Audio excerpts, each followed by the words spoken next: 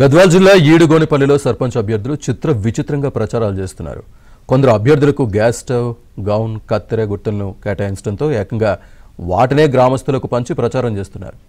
ఓటర్లు గుర్తులను గుర్తుపెట్టుకోవడానికి ఇలా ప్రచారం చేస్తున్నట్లు తెలిపారు.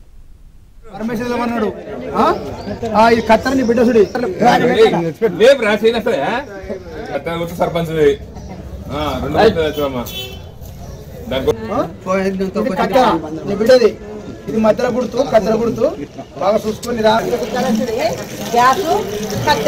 ఇక్కడ చూడండి,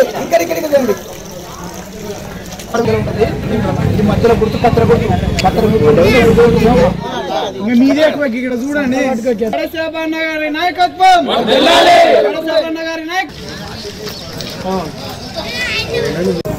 సర్పంచ్ ఎలక్షన్ల సందర్భంగా నా భార్యని గొల్ల మంజులని నామినేషన్ చేయడం జరిగింది.